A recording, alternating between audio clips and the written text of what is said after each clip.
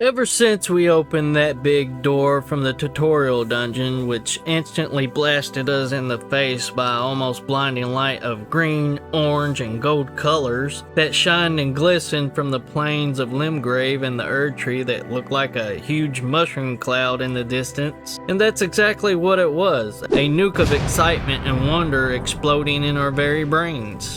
We quickly get called maidenless, and then we touch the grace of the first step. I'm sure many have already made this connection, but it was my first time actually taking a second to really look at it. With the shadow of the erdtree release day fast approaching, I did what many are doing and started a totally fresh character. And with this character I had to hunt down and find all the sites of grace once again. Sites of grace are the checkpoints in Elden Ring.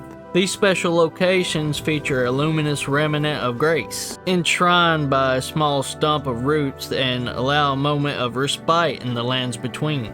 Sites of grace function pretty much the same way that bonfires work in the Dark Souls series. Well, at least that's a basic definition of these little gold wisps.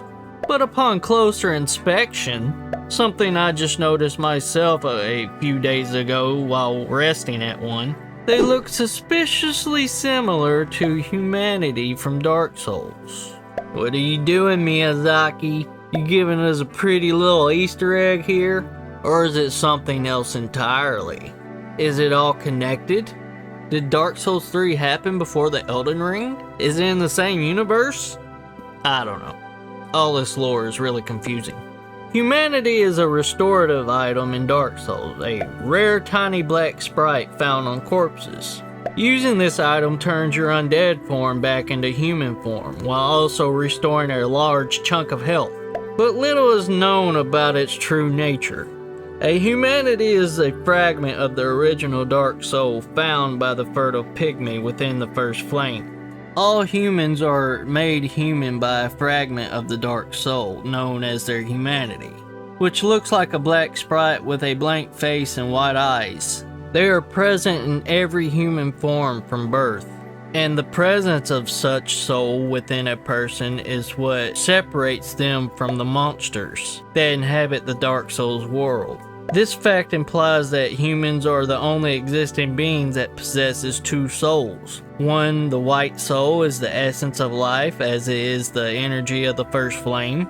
And the other, the dark one, a fragment of that very first, different dark soul. This soul is made of dark and therefore is immortal. Does not lose intensity whenever it gets splitted, most likely when part of it is transferred into a newly conceived baby, and allows the carrier to be immune of any harming effects of the dark, and most importantly is able to have feelings. So basically it's just how undead become human again.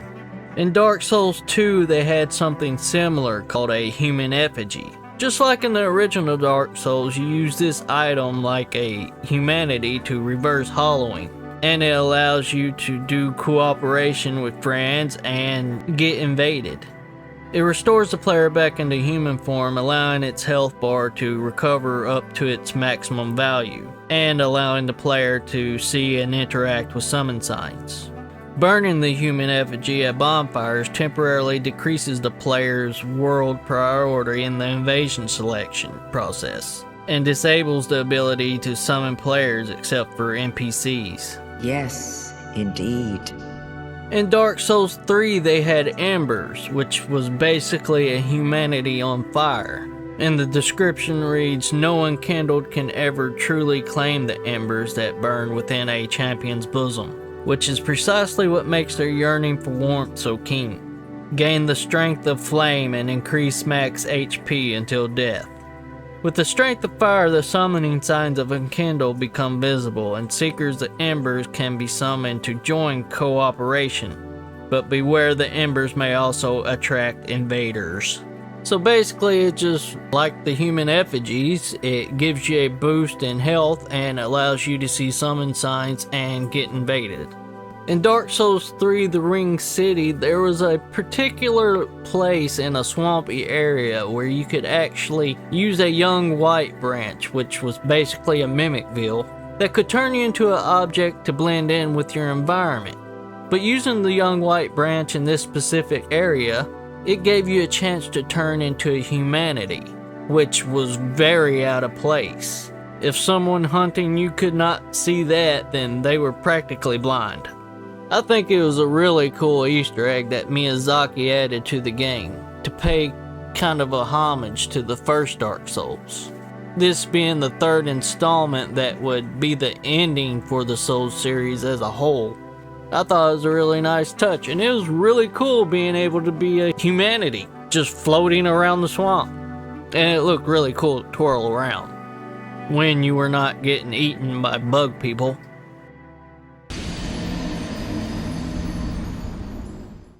Subscribe, you fools.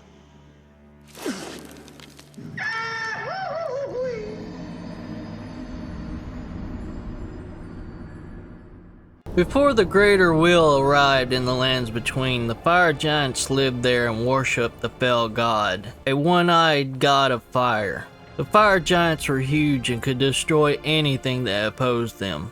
They also had a closely guarded flame of rune that could destroy the erdtree.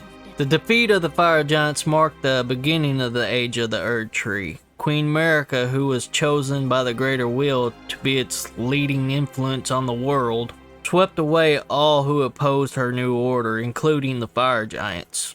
Although Merica repeatedly killed the fell god, she realized its flame could not be extinguished and would forever smolder. The Order of the Fire Monks were established to watch over and quarantine the flame, which marked the beginning of the age of the erdtree. During this time, life energy fell as dew from the erdtree, which was known as the Age of Plenty. However, this age eventually came to an end and the erdtree became more of an object of faith. So is this what happens after Dark Souls 3 and the furtive pygmy being the fell god? Or is it just a big Easter egg Miyazaki slapped into our brains? It's all very interesting. And then Melina comes along and has us burn the tree with the flame of rune. But before she does that, she puts us to sleep with a touch of the hand, which makes me think she has close ties to Saint Trina, the way she's able to just knock me out with a touch. And he's going to sleep right now. With a high enough item discovery rate, there's a shield you can farm from a certain undead skeleton in the lands between. The skeleton is easily identified because he's the only one carrying a sword and an old rusty shield. With the help of a silver scarab and a silver pickled fowl foot and a whole lot of patience, you might be able to get this shield, although the drop rate is fairly low. An easier way to farm this skeleton is at the Hermit Merchant Shack at the Altus Plateau right beside the capital. Just right beside the grace, there will be two skeletons that spawn here. One with bandit curved swords, and the other with the shield that we need.